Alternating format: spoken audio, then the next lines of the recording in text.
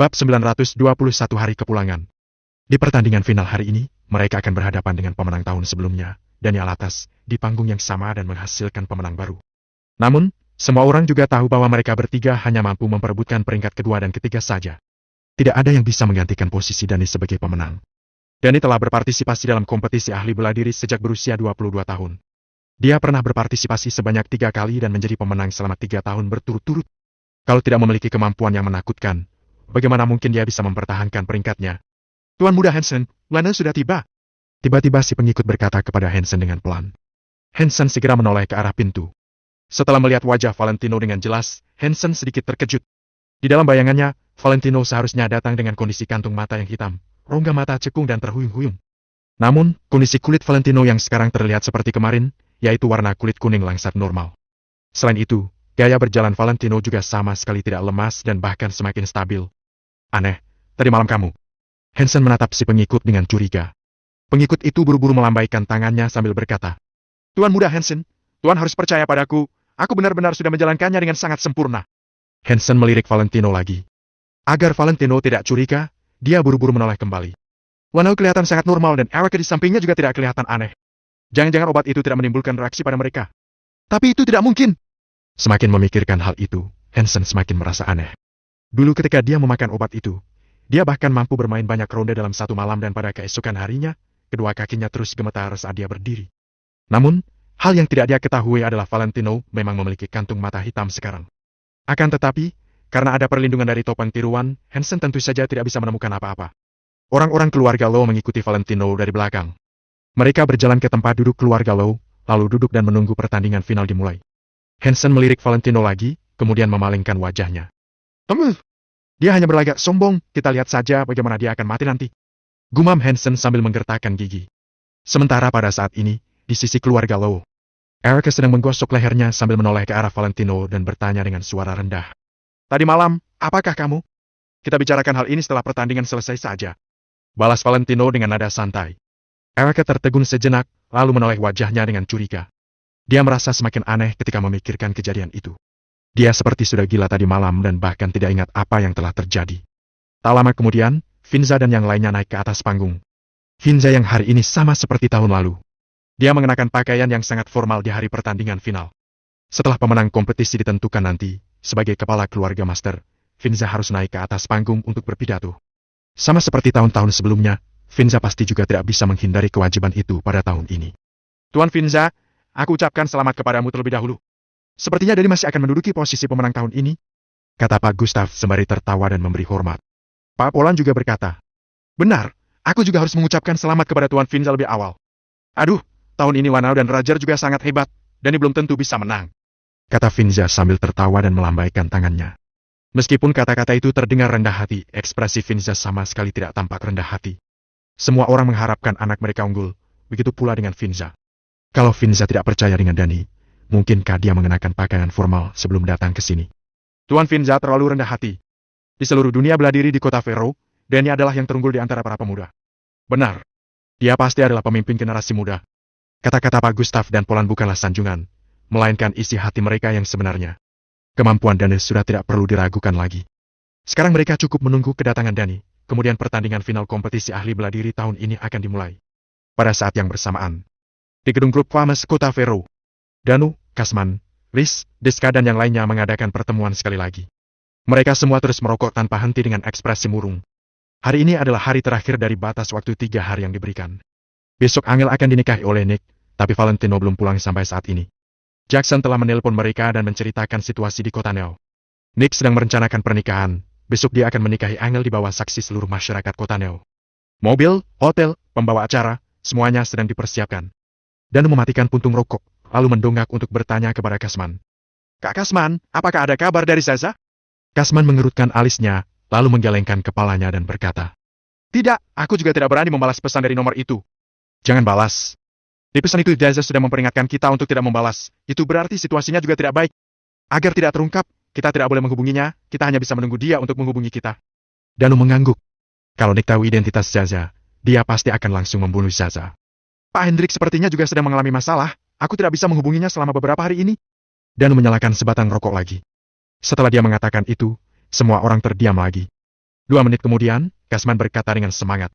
Pokoknya tidak boleh terjadi apa-apa pada Nyonya Muda. Benar. Kak Angel tidak boleh celaka. Bahkan kalau kita semua mati, kita juga harus melindunginya. Aku tidak melakukan ini untuk alasan lain. Aku melakukan ini karena dulu Kak Valentino yang memberikan uang operasi ibuku. Kalau tidak ada Kak Valentino, ibuku juga tidak akan hidup dan aku juga tidak akan berada di sini sekarang. Setelah mengatakan itu, Danu langsung berdiri sambil berkata, Pak Wes, Kak Kasman, Kak Deska, kumpulkanlah semua bawahan kalian. Semua orang terkejut, sedangkan Wis bertanya, apakah kita akan pulang? Danu mengangguk sambil berkata, benar. Kita pulang terlebih dahulu, kemudian utus orang yang bisa diandalkan untuk pergi ke keluarga Low dan menunggu Kak Valentino. Kita tidak bisa menunggu lagi sekarang. Setelah Kak Valentino kembali, kita harus segera memberitahunya hal ini. Kita pulang ke kota Neo terlebih dahulu dan mengulur waktu untuk Kak Valentino. Baik. Semua orang menjawab dengan serempak. Setelah itu, Danu mengeluarkan sebuah peta kota Neo dan selembar kertas kosong. Kita boleh mengorbankan nyawa untuk Kak Valentino, tapi kita tidak boleh berkorban secara sia-sia. Ayo, kita buat strategi tempur yang bagus.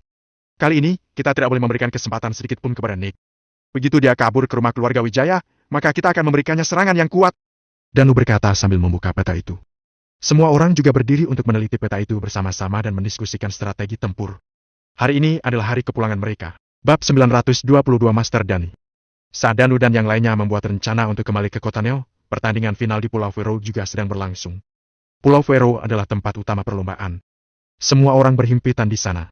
Kompetisi ahli bela diri adalah acara penting lingkaran ahli bela diri di kota Vero, jadi pertandingan final hari ini adalah hari yang paling penting. Tidak ada seorang pun yang tidak hadir.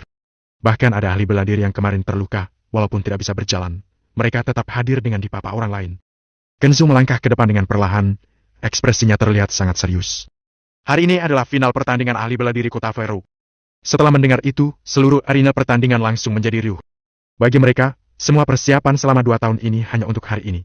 Walaupun ada beberapa keluarga ahli bela diri yang telah dieliminasi, tetap saja tidak bisa menghentikan antusiasme mereka. Bisa melihat langsung kelahiran master bela diri yang baru adalah sebuah pengalaman yang sangat langka. Di pagi hari, akan diadakan putaran terakhir babak repechage. Ini akan dilaksanakan oleh ahli bela diri yang berada dalam peringkat 10 besar. Urutan peringkat kali ini akan menjadi pertimbangan penilaian kekuatan dari para kontestan. Dengan diawasi oleh semua ahli bela diri, maka akan dibuat urutan peringkat yang lebih adil. Semua orang sangat menantikan detik-detik ini.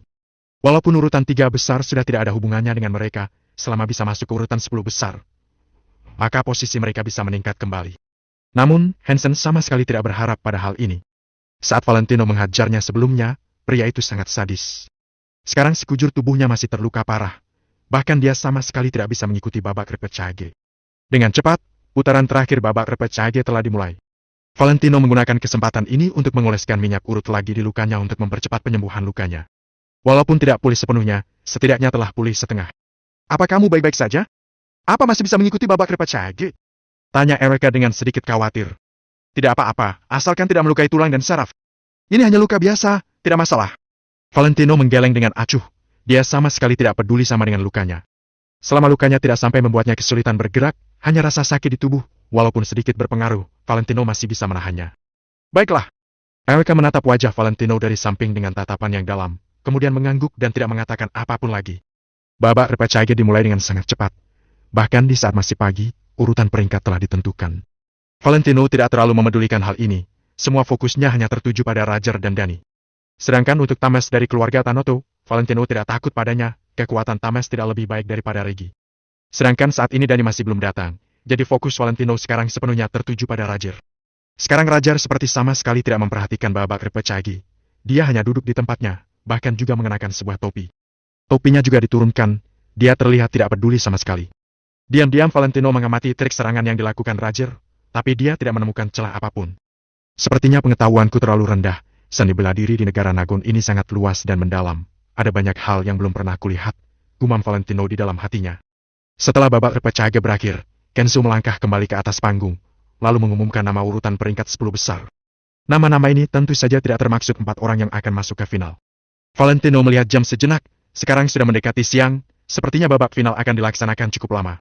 Para hadirin, sekarang adalah waktunya babak final.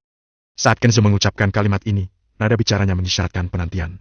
Segera setelah itu, Kenzo membuat gerakan menahan dengan kedua tangannya untuk mengendalikan lokasi pertandingan. Sekarang, mari kita sambut Master Bela Diri angkatan sebelumnya, yang juga menjadi pemenang Master Bela Diri sebanyak 3 kali, Master Dani. Setelah Kenzo selesai bicara, lokasi pertandingan kembali heboh. Suara itu benar-benar keras hingga bergema dan memekakan telinga, seperti ingin melubangi langit. Suara teriakan yang memekakan telinga ini belum pernah terjadi sebelumnya. Baik itu Ricky ataupun Trevor, bahkan termasuk Valentino si kuda hitam kali ini, tidak pernah memiliki karisma sekuat ini. Danny masih belum muncul, tapi semua orang mulai dari pria, wanita, orang tua ataupun anak kecil. Semuanya bangkit dan bersorak. Master Danny! Master Danny! Master Danny!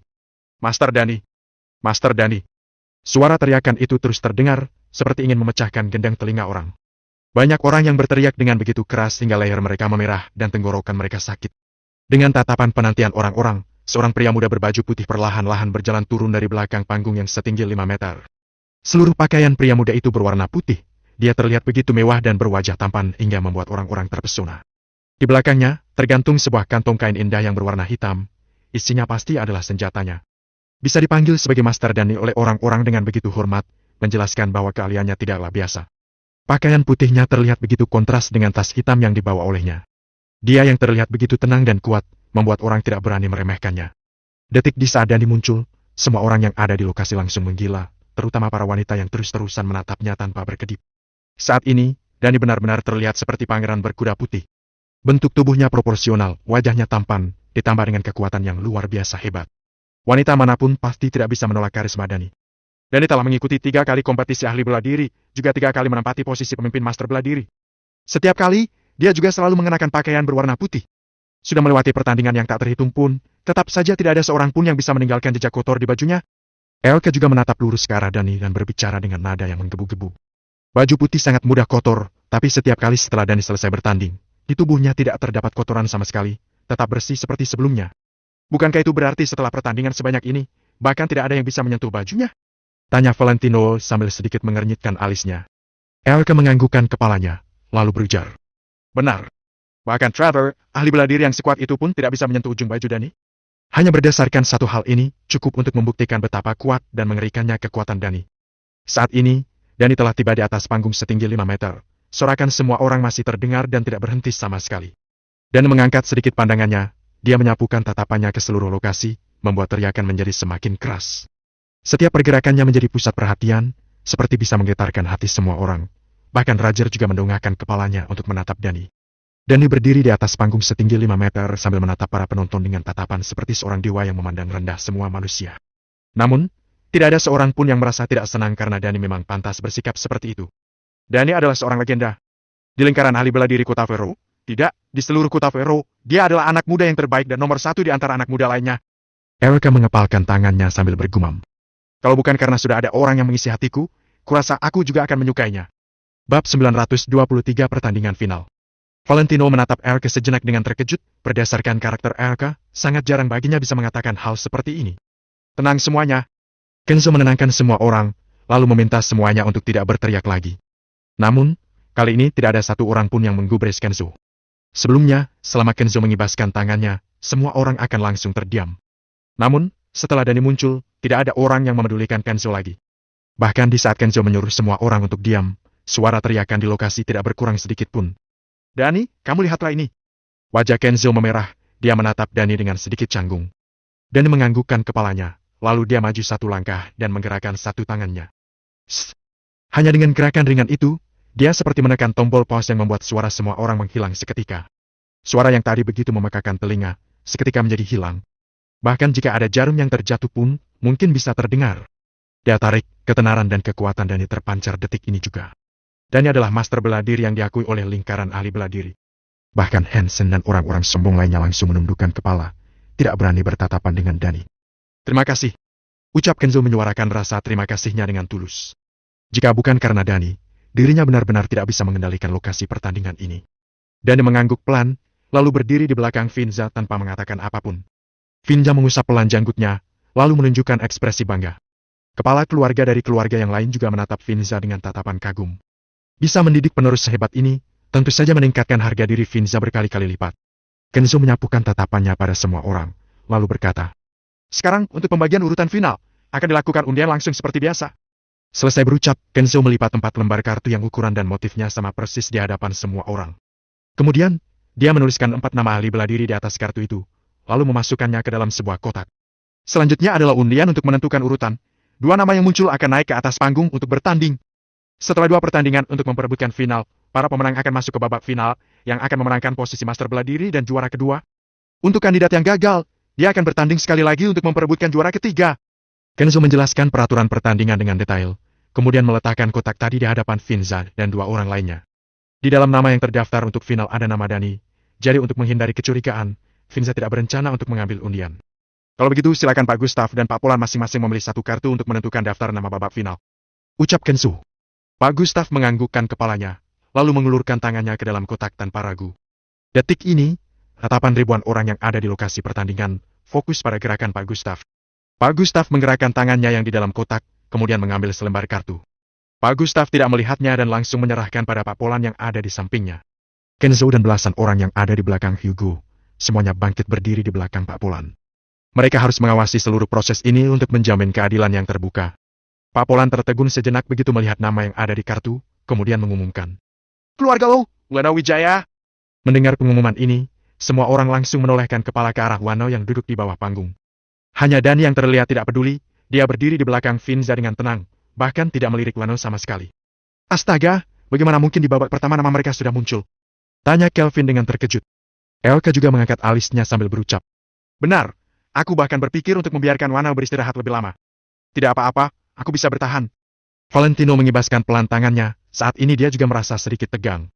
Dia akan bertarung melawan siapa? Dani, Rajar atau Tames? Pada akhirnya, Pak Polan mengundi sebuah kartu, lalu membacanya di hadapan semua orang. Tames Tanoto dari keluarga Tanoto.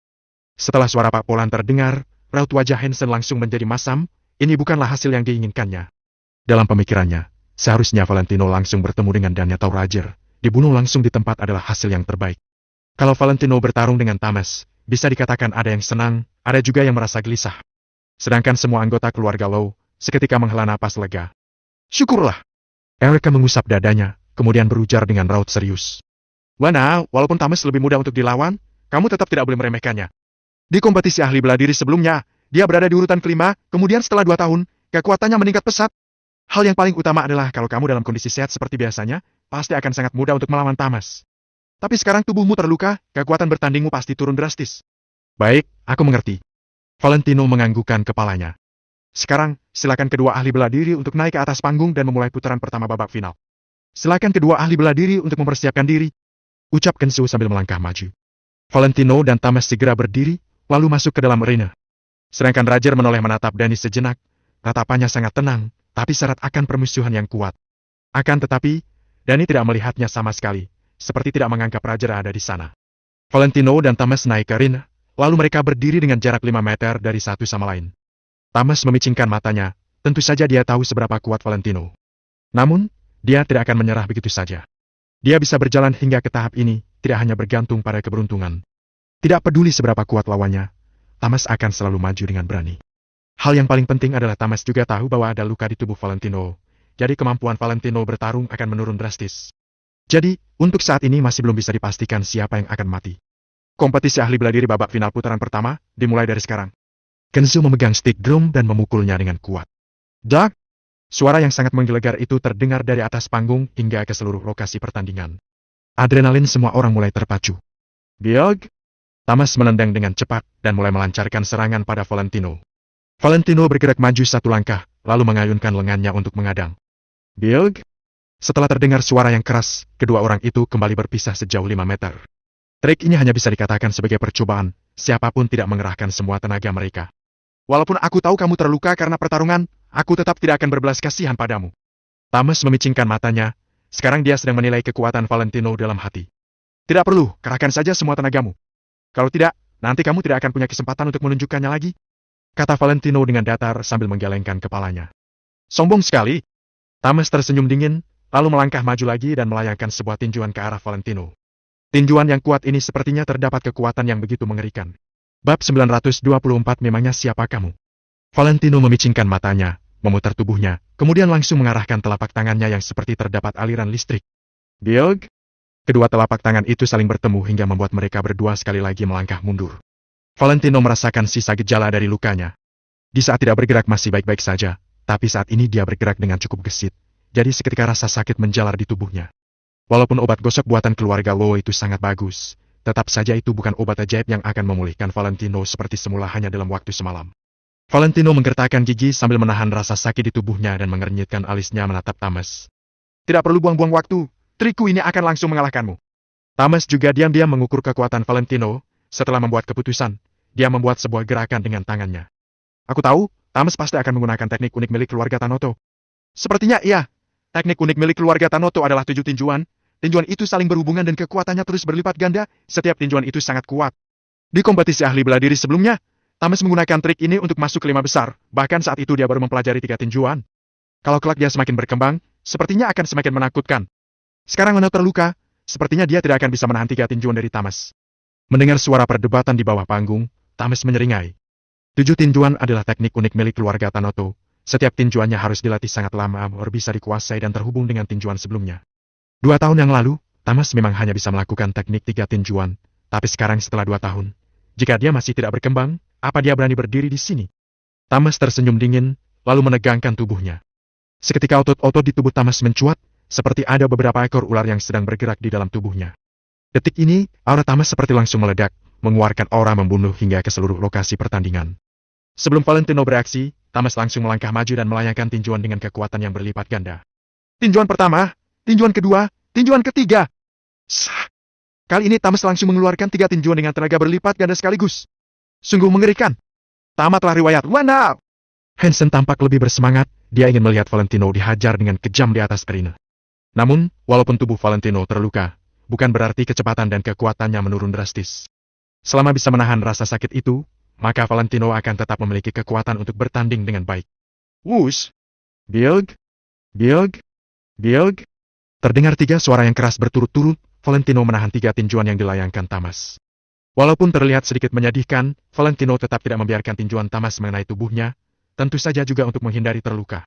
Saat menghadang tinjuan itu, Valentino seperti mematahkan ucapan para penonton tadi. Valentino tidak hanya bisa menahan 3 tinjuan Thomas, tapi juga melakukannya dengan begitu santai. Banyak orang yang tercengang, Thomas yang terlalu lemah atau Valentino yang terlalu kuat. Menarik, teruskan. Thomas hanya terkikik sejenak, lalu kaki kanannya menghentak ke tanah, mengeluarkan suara debuman yang keras. Wush! Thomas mengangkat lengan kanannya dengan tinggi, seketika membentuk tinjuan, seperti mencengkeram sebuah benda yang ada di langit dengan satu tangannya. 7 tinjuan keluarga Tanoto, tinjuan keempat. Thomas berteriak dengan keras, urat-urat mencuat di lehernya. Kemudian dia melangkah dengan cepat dan melayangkan tinjuannya dengan keras hingga terdengar suara hembusan angin. Tinjuan kali ini berkali-kali lipat lebih kuat dibandingkan 3 tinjuan Thomas sebelumnya. Aku akan membunuhmu dengan tinjuan ini! Thomas terlihat sangat percaya diri. Valentino memicingkan matanya, tiba-tiba muncul kobaran api di hatinya. Dia merasa muak dengan orang-orang yang merasa dirinya hebat. Membunuhku? Memangnya siapa kamu? Dasar idiot! Valentino memakinya di hadapan semua penonton, kemudian maju untuk melawan Thomas. Bilg! Boom! Valentino tiba-tiba mengulurkan tangannya untuk menahan pergelangan tangan Thomas dan langsung menghilangkan kekuatan di tinjuan Thomas.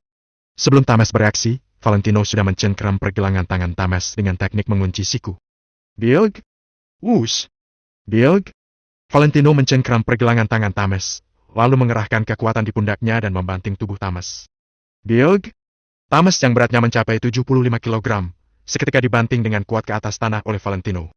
Thomas meringis kesakitan, kemudian berusaha keras untuk bangkit. Baru saja mulai tapi sudah menginginkan nyawaku, kamu kira kamu dewa? Atau kamu gila? Menurutku kamu itu idiot.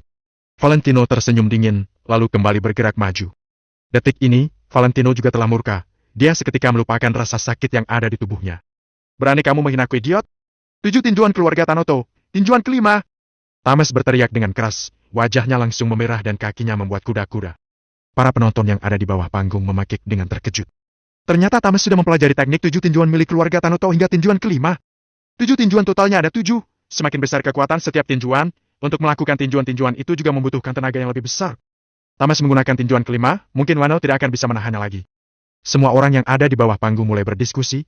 Mereka tahu dengan jelas betapa mengerikannya kekuatan 7 tinjuan milik keluarga Tanoto. Namun, Valentino hanya menganggap semua ini angin lalu. Dia tidak hanya tidak menghindar, sebaliknya, dia malah bergerak ke arah Thomas. 7 tinjuan, tinjuan kelima, tinjuan bayangan. Tinjuan kelima apanya? Valentino bergerak ke hadapan Thomas dengan cepat. Sebelum Thomas melayangkan tinjuannya, dia sudah langsung menampar Thomas. Telah! Terdengar sebuah suara nyaring, Thomas tercengang karena tamparan ini. Kalimat yang belum selesai dia ucapkan seketika berhenti di kerongkongan. Mulut Thomas bergerak, dia bergumam sekali lagi. Tinju bayangan! Tinju bayangan apa? Valentino maju selangkah sambil memelototkan matanya, kemudian memberikan serangan pukulan balik dengan kekuatan yang begitu mengerikan. Pelak! Kali ini suara nyaring itu semakin keras, semua orang bisa mendengarnya dengan jelas. Valentino melayangkan dua tamparan sekaligus, tamparan itu seperti menampar wajah semua orang, yang membuat semua orang langsung terkejut. Saat ini, semua orang membelalakan mata mereka karena tercengang melihat semua adegan tadi. Siapapun tidak menyangka bahwa ternyata Valentino bisa meledak tiba-tiba, bahkan melayangkan dua tamparan sekaligus hingga membuat Thomas tercengang. Tapi, dilihat dari pukulan Kak Wenau, seketika darahku terasa bergejolak, seperti benar-benar bisa dirasakan. Di saat harus memukul, dia tidak akan berbelas kasihan. Kelvin menyuarakan isi hatinya. Elke juga mengangguk, dua tamparan itu benar-benar seperti sebuah pelampiasan. Hanya saja raut wajah Tuan Jeremy saat ini menjadi sangat masam. Cucunya sendiri dimaki idiot, bahkan ditampar di hadapan ribuan orang, siapa yang tidak akan merasa malu? Namun, Tuan Jeremy juga tidak bisa mengatakan apapun. Pertama, ini adalah kompetisi, Thomas tidak mengaku kalah, jadi wajar saja kalau Valentino menghajarnya. Kedua, Thomas mengatakan akan membunuh Valentino. Hal ini memang tindakan yang hanya dilakukan oleh orang idiot. Beraninya kamu menamparku? Hingga aku sebesar ini, tidak ada yang berani menamparku. Thomas benar-benar murka, seketika dia kehilangan akal sehatnya. Bab 925 seorang master seni bela diri seharusnya seperti ini. Kalau begitu, kamu harus berterima kasih padaku karena sudah membuatmu merasakan tamparan untuk pertama kalinya. Valentino mendengus dingin, lalu menampar Thomas lagi. Pelak! Tamparan ini mengenai hidung Thomas, membuatnya langsung mundur beberapa langkah dan darah segar langsung mengalir dari lubang hidungnya. Thomas sangat marah, dia langsung mengambil kuda-kuda untuk menyerang lagi. Dasar bodoh, masih mau membunuhku? Namun, Valentino sangat cepat. Saat Thomas baru memasang kuda-kuda dan belum mengumpulkan kekuatannya, Valentino sudah menampar wajahnya sekali lagi. Orang yang tahu memamerkan seni bela dirinya sepertimu hanya tahu menindas orang biasa. Di medan perang, kamulah yang pertama mati. Valentino berbicara tanpa berhenti sambil menampar wajah Thomas keras-keras dengan punggung tangannya. Duk! Duk! Duk! Duk! Thomas terus dipukuli hingga dia merasa pusing, lalu mundur beberapa langkah. Pada saat ini, Thomas berdiri kurang dari 5 langkah dari tepi ring. Thomas membelalakan mata dengan penuh amarah. Dia ingin berbicara. Jangan omong kosong, kamu tidak punya syarat untuk berbicara denganku. Valentino maju ke depan, lalu menendang dengan kuat. Dengan satu tendangan menyamping yang tanpa ampun, Valentino menendang dagu Thomas seperti kilat. Peluk! Kerak! Terdengar suara nyaring. Dagu Thomas dibuat terkilir oleh tendangan Valentino. Setelah kena tendangan menyamping yang kuat, Thomas langsung terbang dan menghantam panggung. Duk! Diiringi suara Thomas yang jatuh, babak pertama final pun berakhir. Suasana menjadi sunyi. Tidak ada yang akan membayangkan bahwa pertarungan sederhana dan kasar seperti itu akan terjadi dalam babak final. Dua orang itu adalah master super hebat, jadi mereka seharusnya bertarung sengit sampai sulit menentukan siapa pemenangnya. Pernah suatu kali saat kompetisi ahli bela diri, dua master seni bela diri bertarung seperti lam yang saling menempel, butuh waktu 2 jam penuh untuk menentukan pemenangnya. Namun, pertarungan sebelumnya antara Valentino dan Thomas malah berlangsung kurang dari 10 menit. Bahkan tadi hanya butuh 5 menit untuk mengakhiri pertarungan.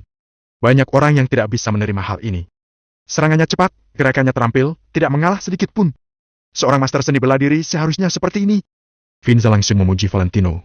Dan yang di belakangnya juga mendongak menatap Valentino, kemudian menarik pandangannya. Penampilan Valentino bisa dikatakan sungguh menakjubkan. Namun, di mata Master Dani, itu masih bukan apa-apa. Wano dari keluarga Lo, menang! Kenzo maju selangkah, lalu berkata dengan bersemangat. Serangan kilat Valentino tadi membuat darah Kenzo mendidih. Valentino bahkan tidak melihat Thomas, melainkan berbalik dan berjalan keluar dari ring, lalu berjalan menuju kursi keluarga Lo. Kak Wenel luar biasa, teriak Kelvin. Dia tidak peduli dengan sikap tuan muda dari keluarga besar pada saat ini. Hah? Kak Wenel luar biasa? Banyak anak-anak dari keluarga Lo ikut berteriak. Valentino menggelengkan kepalanya sambil tersenyum, lalu berjalan ke tempat duduknya dan duduk. Kamu sudah bekerja keras, kata Elke dari lubuk hatinya. Setelah berhubungan dengan Valentino selama beberapa waktu ini, Elke yang awalnya merendahkan Valentino perlahan-lahan mengubah pikirannya. Hingga Valentino mengejutkan semua penonton di kompetisi ahli bela diri, Elke sangat tersentuh karena Valentino. Namun, sebelumnya Elke enggan mengakuinya, dia berpura-pura kuat dan memasang ekspresi menghina. Akan tetapi, setelah apa yang terjadi tadi malam, hubungan antara keduanya secara alami melangkah ke tahap yang lebih jauh. Hingga hari ini, Valentino menampar Thomas beberapa kali dan masuk ke 3 besar. Elke benar-benar jatuh cinta padanya. Valentino, aku mungkin akan mengecewakanmu. Aku menemukan kalau aku sepertinya sedikit menyukai si Wano ini. Elke berpikir dalam hati. Meskipun Valentino dari kota New baik, pria itu hanya ada dalam ilusi dan imajinasi Elke. Selama ini, Elke hanya punya satu foto Valentino. Namun, Wano berbeda, Wano adalah orang yang muncul di samping Erika.